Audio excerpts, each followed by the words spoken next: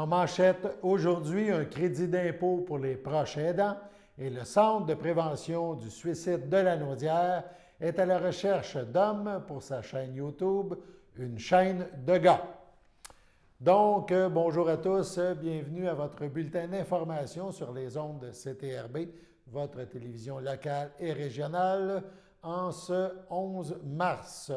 On débute par une information touchant le groupe d'entraide en toute amitié. En effet, Julie Tétrault, coordonnatrice du groupe d'entraide en toute amitié, évidemment, nous a parlé dans la journée des services de collation offerts par l'organisme.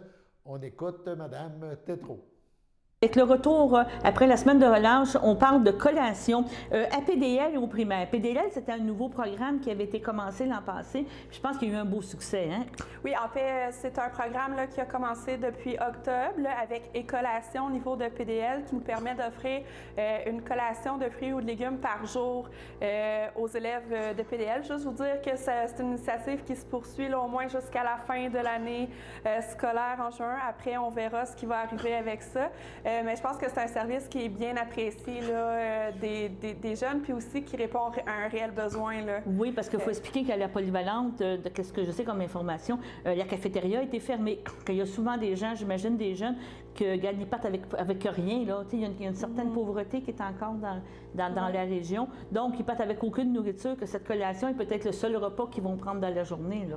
On espère que non, mais c'est pas impossible. C'est pas impossible, hein, c'est ça, exactement.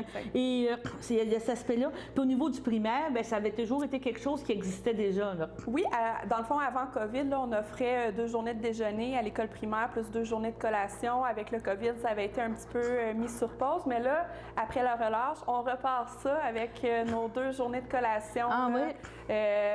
Oui, exactement. Mais pas les déjeuners encore. Les déjeuners, c'est pas encore. Non, les déjeuners, par contre, c'est pas possible pour l'instant de les repartir. Fait que juste vous dire qu'on repart ça présentement. C'est ça, présentement. Donc, vous aidez vraiment la communauté. Et ces programmes-là ont été, entre autres, fournis par le ministère, mais PDL, il y a eu quand même des partenaires spéciaux. Je pense qu'ils ont été associés à ce programme-là.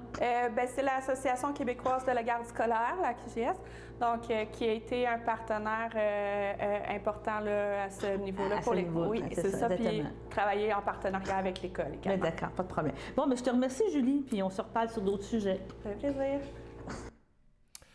Comme nous l'avons mentionné hier, on vous présente maintenant la suite de l'entrevue que nous a accordée le préfet de la MRC de Dautrey et maire de Saint-Didas, Yves Germain. C'est évidemment un résumé là, des points importants qui ont été discutés lors de la dernière rencontre mensuelle là, des maires de la MRC de Dautrey. On écoute Yves Germain. Un autre point, en fait, on change de registre, on s'en va en culture, on en parle assez souvent. Donc, on a un procédé qui est en cours actuellement pour revoir, ou bonifier notre politique culturelle. Il y a beaucoup de consultations qui se font actuellement dans le milieu culturel via notre comité, via nos agents de développement culturel. Et on veut le faire aussi, nous, en tant qu'élus, faire une démarche en termes de revoir notre stratégie culturelle et tout notre positionnement. Et ça va se faire de façon en atelier, de façon virtuelle. Donc, il y a notre agent culturel, le développement culturel est en train de développer la méthodologie. On va se choisir une journée comme élu et pendant presque une journée complète, on va parler de culture. Okay. Donc, il va y avoir des discussions en atelier, des animations. On va s'assurer, nous, de notre côté, comme élus, de transmettre notre vision de ce que devait être le développement culturel dans la MRC de Dautrey, en lien avec toutes les municipalités concernées. Donc, ça va vraiment être un travail exhaustif et on va plancher là-dessus pendant une journée de temps et on va avoir une vision commune là, suite à cet exercice qui va se passer, je dirais, dans les 2 prochains mois là, au maximum. Okay. Donc, on va utiliser les moyens virtuels à leur plein potentiel. Oui, c'est ça. Ce qu'on fait beaucoup durant la pandémie présentement. Oui, absolument. Donc, on a appris à travailler avec tout ça. Un autre point un peu c'est administratif, mais ça touche aux citoyens, parce que vous allez peut-être les voir apparaître là, dans la saison d'été. On parle de cadets policiers.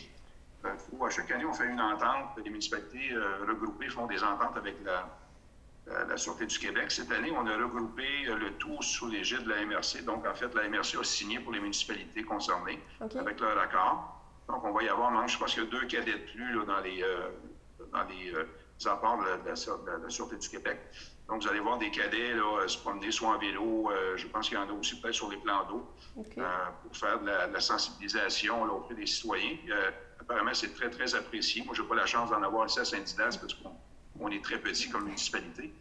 Mais je sais que beaucoup de municipalités apprécient le fait que la Sûreté du Québec, en partenariat avec justement les municipalités, puisse offrir le service. Donc, c'est gagnant-gagnant. Ça donne de l'expérience à de futurs jeunes policiers. Et, en même temps, ça sert de lien avec la population. Exact. Et en fait, comme dernier sujet peut-être important qui concerne les gens vont sûrement en entendre parler, c'est pas une nouvelle que ça a déjà été un petit peu annoncé, mais ça se concrétise. Le service d'incendie de la municipalité de Saint-Gabriel-de-Brandon est en pourparlers avec la MRC pour joindre le service de la MRC depuis quelques temps. Là, c'est en train d'être concrétisé. Ça a été endossé par le conseil de la municipalité et ainsi que celui de la MRC. Et on est à l'étape de choisir une firme d'évaluation qui va évaluer les véhicules pour en mettre une valeur d'échange finalement, là, parce qu'il y a quand même un peu de volet financier là, à considérer. Et tout se déroule je pense, dans l'ordre actuellement. Les gens sont très positifs des 2 côtés. Donc, ça va venir bonifier l'offre aux citoyens, je pense, en général. Et ça va faire en sorte qu'on va mieux, je dirais, gérer encore le schéma de couverture de risque là, en termes de groupe de municipalités. Donc, il resterait seulement qu'une municipalité qui est Saint-Cléophas à joindre soit ou non le service, mais actuellement, il y a des pourparlers avec la municipalité et on a bon espoir que toutes les municipalités, les 15 municipalités de la MRC seraient finalement regroupées dans un seul service. C'est l'objectif actuellement. En fait, c'est un comité là, qui gère le service et les employés, ce sont des employés de la MRC. Mais il y a un comité dédié au service incendie dont il y a un membre de chacune des municipalités membres actuellement qui siège sur le comité et qui font des recommandations à la MRC. Donc, c'est un exemple de ce qu'une MRC peut offrir comme plateforme. Donc, une MRC, c'est pas au-dessus des municipalités, c'est en partenariat avec des municipalités, on le dit toujours. Donc, c'est la volonté des municipalités à l'intérieur de la MRC de se doter de services. Et la MRC offre la plateforme idéale pour faire ça. Donc, c'est le but d'une MRC. Donc, c'est de favoriser l'entente entre les municipalités, regrouper des services, bonifier des services, tout en gardant les coûts le plus bas possible en autant qu'on peut. Et souvent, c'est en regroupant des services qu'on peut le faire. Donc, je pense que c'était l'ensemble des dossiers, qui touchent plus la population là, lors de notre dernière séance. Voilà pour la MRC. Allons maintenant à la pause. Le samedi matin, dès 9h30, nos téléspectateurs sont invités au Super Bingo télévisé diffusé de nos studios de Berthierville. Depuis maintenant une vingtaine d'années, plusieurs adeptes de la télévision régionale se sont partagés un montant de 600 $ disponible chaque semaine lors de cette joute de bingo télévisé. Un animateur et 3 bénévoles se succèdent à la caméra dans le but de vous faire passer une petite heure agréable et payante le samedi matin. On peut se procurer les cartes de jeu chez les dépositaires autorisés participants, c'est-à-dire à Berthierville, le dépanneur Formule 1 rue Gilles Villeneuve, le marché IGA Extra sur la rue Gabrielle Brissette, le marché Métro rue Notre-Dame, la pharmacie Proxime rue Frontenac, le garage Pétroté sur la rue Gilles Villeneuve et à Saint-Ignace-de-Loyola, le marché Aldo rang Saint-Michel, le dépanneur Le Magasin Esso sur le chemin de la Traverse. C'est un rendez-vous tous les samedis matins à 9h30 sur les ondes de CTRB, votre télévision régionale et communautaire.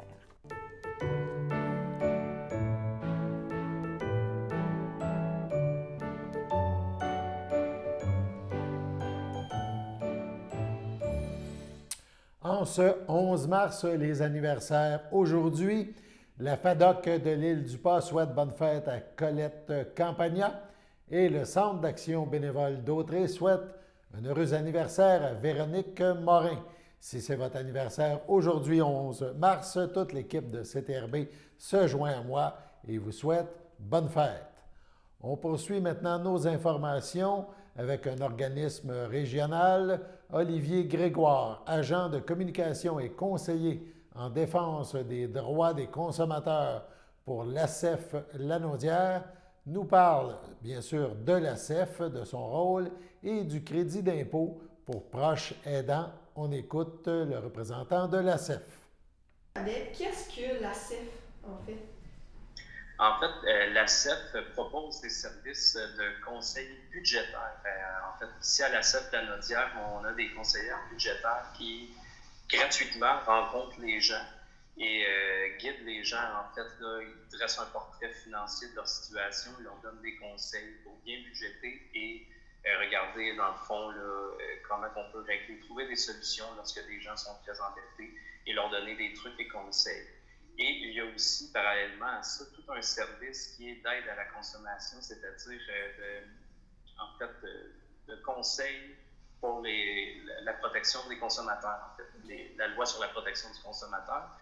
Et moi, mon rôle, c'est justement ça. Je suis avocat de formation, je suis conseiller en droit des consommateurs. Donc, tout ce qui est question de vente en ligne, commerce itinérant, ou si on va se positionner dans des dossiers, des partenaires de l'Union des consommateurs. Donc, l'ACEF, ça englobe toute cette pléniade de services-là et c'est gratuit. C'est un service à la population. Donc, on essaie de diffuser le plus possible notre offre de service pour que les gens n'hésitent pas à nous appeler, surtout en temps de pandémie, réaménagement budgétaire et des questions aussi de tout ce qui a trait à l'achat en ligne. Donc, c'est très actuel. Nous, à l'ACEF, on a des conseillers budgétaires qui sont spécialisés, en fait, là, dans cette question-là. C'est un crédit, en fait, qui se décline en deux volets.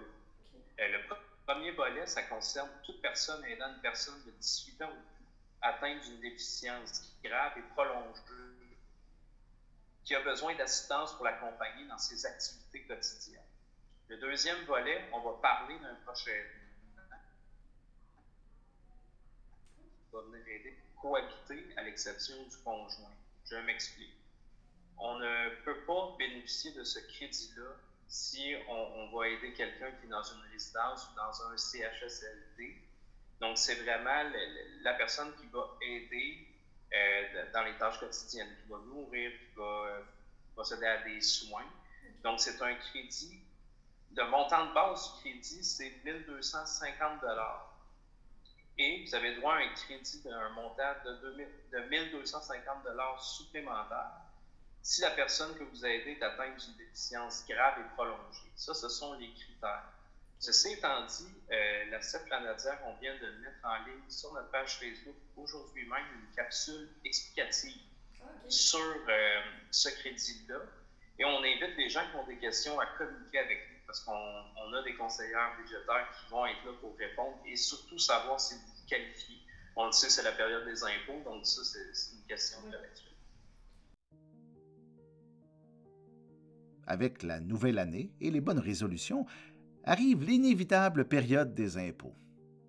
Si vous êtes comme moi, un proche aidant qui apporte une aide constante à un être cher, sans rémunération, vous vous attendez à ce que votre contribution soit reconnue. Heureusement, de plus en plus, les gouvernements considèrent notre rôle. À chaque année, on a droit à des crédits d'impôt. Il y en a des nouveaux, certains changent de nom ou de critères d'admissibilité, quelques-uns se bonifient, d'autres disparaissent. Bon, je ne suis pas comptable, mais pour y voir plus clair, je consulte le site de l'Appui sous l'onglet « Conseils pratiques ». Quelques crédits d'impôt sont non remboursables. Ils servent à diminuer l'impôt que vous devez payer. D'autres crédits, eux, sont remboursables. Vous pourriez recevoir de l'argent même si vous n'avez pas d'impôt à payer. Par exemple, dans mon cas, les crédits couvrent des soins que j'apporte, me permettent de prendre du répit et d'adapter le logis. Certains de ces crédits peuvent même être demandés par versement anticipé. Renseignez-vous, il existe des ressources gratuites pour vous donner des réponses à chaque étape de votre accompagnement. Pour connaître celle de votre région, l'Appui pour les proches aidants ou votre CLSC. Pour des questions de budget ou d'endettement, consultez votre association de consommateurs.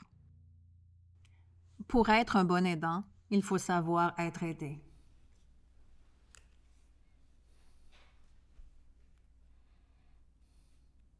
Petite capsule fort intéressante. On poursuit. La recherche tend à démontrer que l'entraide et le soutien des autres comptent parmi les moyens les plus efficaces pour prévenir le suicide au masculin. Organisme voué à la prévention du suicide dans sa région depuis maintenant 20 ans, le Centre de prévention du suicide de Lanaudière, le CPSL, est à la recherche présentement d'hommes ayant survécu à un épisode suicidaire et désirant témoigner de leur expérience, et cela pour en aider d'autres à rester en vie. En novembre 2019, l'organisme a lancé une chaîne de gars, développée de concert avec 7 hommes ayant déjà surmonté une crise suicidaire.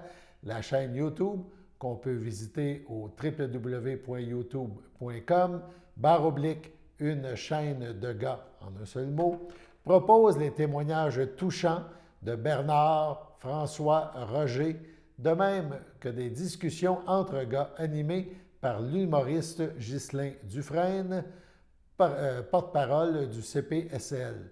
Personne n'étant à l'abri de la détresse de l'organisme, l'organisme souhaite bonifier la chaîne en y ajoutant des témoignages diversifiés.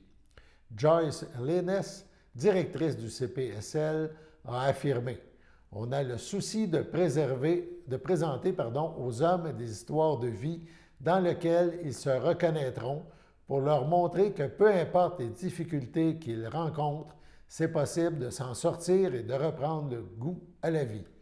On veut entendre des hommes qui ont remonté la pente avec l'aide de leurs proches, des professionnels de la santé, d'organismes communautaires ou encore par eux-mêmes. Des hommes qui, pour toutes sortes de raisons, ont touché le fond du baril et qui sont prêts à en parler pour nous aider à vaincre les tabous entourant le suicide. Les hommes lanaudois qui ont envie de prendre part aux capsules sont priés de communiquer avec Anne-Marie, intervenante au CPSL, en composant le 450-759-6116. Les hommes retenus devront participer à 3 ou 4 rencontres préparatoires tenues en mai et juin prochain.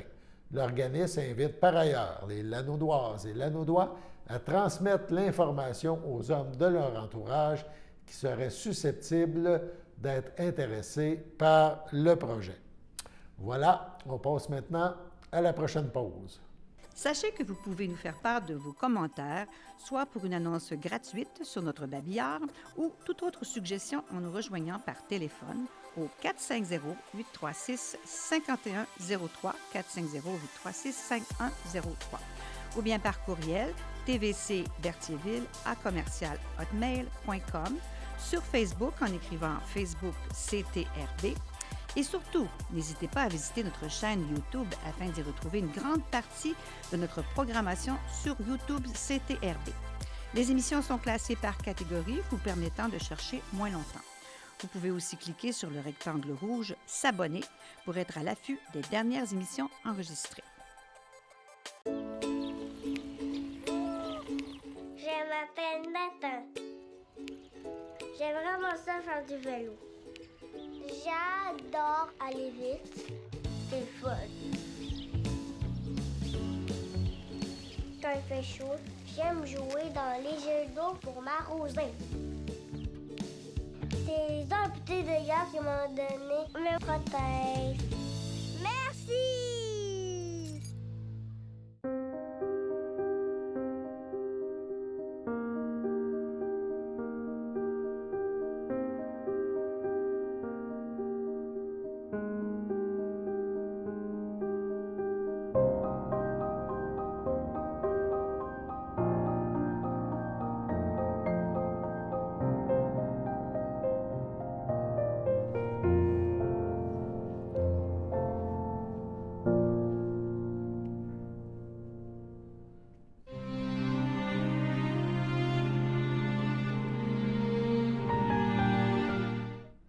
En ce 11 mars, aucun nouveau décès à vous annoncer aujourd'hui.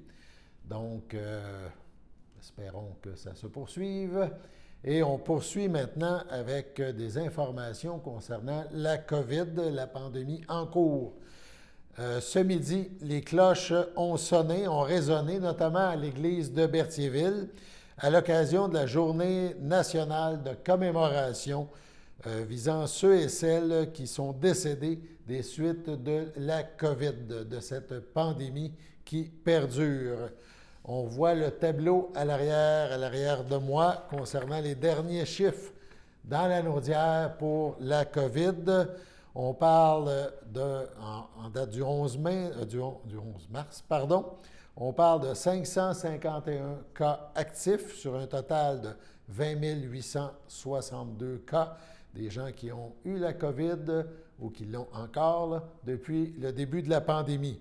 On parle de 13 hospitalisations, une personne aux soins intensifs, 495 décès, c'est un décès de plus qu'hier, et 19 816 personnes sont rétablies.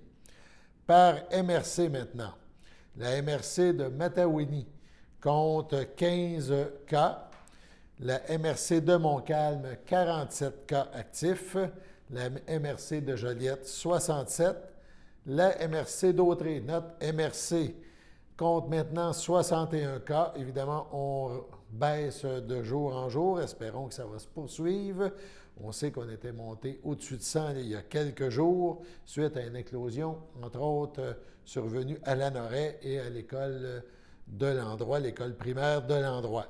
Les deux MRC de Lanaudière qui comptent le plus de cas sont l'Assomption à 132 cas, mais encore là, il y a une régression, une baisse, et où c'est plus difficile présentement, c'est la MRC des Moulins, donc c'est tout près de Montréal. On parle de 239 cas. On rappelle que nous sommes toujours en zone rouge. On y va maintenant avec l'autre tableau, plus précisément pour la MRC de Dautrey. Donc, on parle de 61 cas au total. On parle de Berthierville qui compte 11 cas.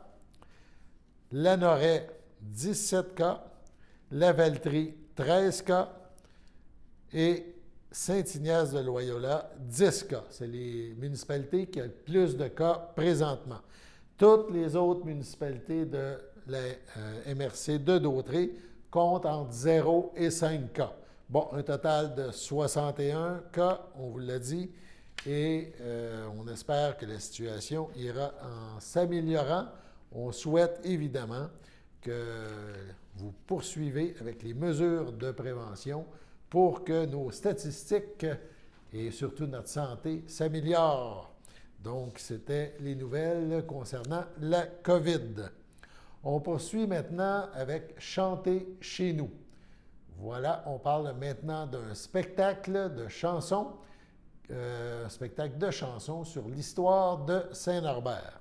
Grâce à une bourse du programme de partenariat territorial du Conseil des arts et des lettres du Québec et de la région de la Naudière et du soutien de la municipalité de Saint-Norbert, l'artiste lanaudois Simon Boudreau présentera prochainement un nouveau spectacle musical intitulé « Chanter chez nous », une création de chansons originales dont le thème est l'histoire de Saint-Norbert, village d'adoption de l'artiste, et ce depuis 2009.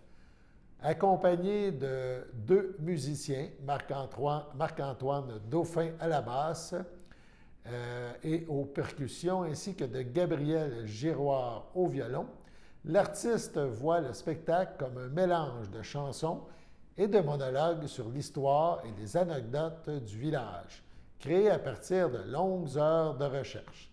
Les thèmes abordés sont multiples et parfois un peu inattendus.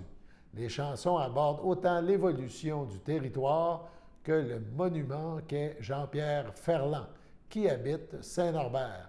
Mais il y a aussi l'histoire, des anecdotes de la petite histoire que l'artiste aime beaucoup mettre en lumière, comme l'histoire de l'ours de Saint-Norbert ou celle d'un voleur de mort ayant habité le village.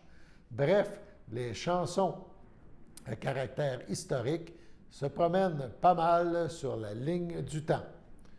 Depuis les 15 dernières années, Simon Boudreau a travaillé comme intervenant culturel dans le milieu du patrimoine et a collaboré à différents projets musicaux. Vivant entièrement de sa musique depuis 2015, il est auteur, compositeur, interprète, compose pour différents projets, des documentaires, théâtre de rue, publicité, et offre plus de 300 ateliers de création par année dans les écoles du Québec. Il a à son actif 3 albums, des chansons ayant connu un surprenant succès à la radio, dont Les Fleurs Bleues et La Trotteuse, qui se sont toutes hissées au numéro 1 du palmarès de la disque, et plusieurs centaines de spectacles, conférences et ateliers, tout ça dans son bagage.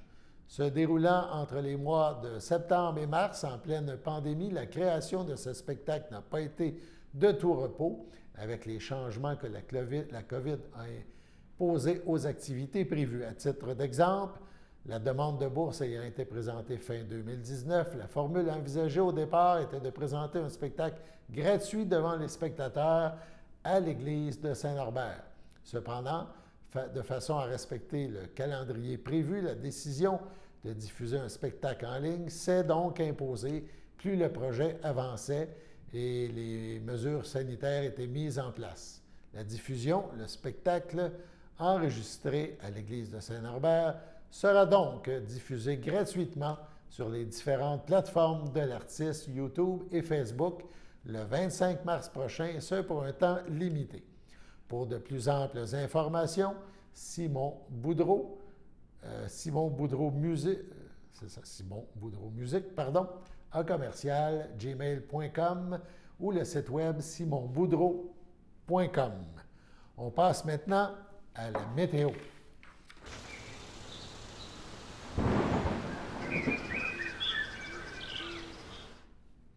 Très belle journée aujourd'hui. Ce soir, cependant, les nuages sont apparus. On prévoit quelques gouttes de pluie. Cette nuit risque d'averse. Il fera 3 degrés. On sait que c'était très confortable aujourd'hui. Le mercure, on parle de 7, je crois, a monté plus haut que ça, de 1 ou 2 degrés. Vendredi, soleil et nuages, plus 2 en matinée. En après-midi, généralement ensoleillé, plus 4. En soirée, le mercure rechute. On parle d'environ 1 degré. Peut-être quelques flocons de neige. La nuit de vendredi, ça sera ciel variable, moins 4. Idéal, je pense, pour les cabanes à sucre, pour qu'on ait notre eau d'érable et nos produits qui proviennent de nos cabanes à sucre dans la région. Bref, des belles heures en perspective, une météo fort intéressante malgré quelques gouttes de pluie. Voilà, c'était vos informations en ce 11 mars, journée spéciale où les gens ont pu se recueillir en mémoire de ceux qui sont décédés en raison de la COVID. Ça s'est passé autant à Québec qu'à Berthierville où les cloches ont sonné ce midi. Donc, c'était présentement votre bulletin d'information sur les ondes de CTRB, Alain Bellimeur aux Pépites, qui vous invite demain pour la suite de nos nouvelles. Bonne fin de journée.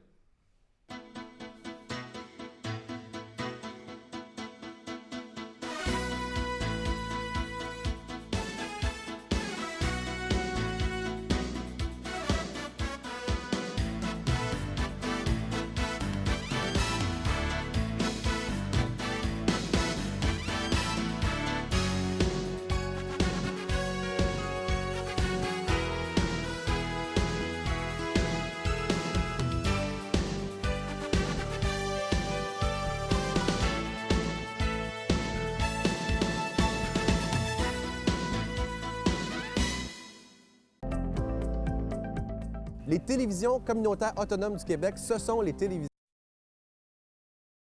les plus importantes parce qu'elles sont proches de la communauté. On veut encourager des gens qui parlent de ce qui nous intéresse, mais aussi qui participent au développement local. Mais c'est fini le temps là, où on allait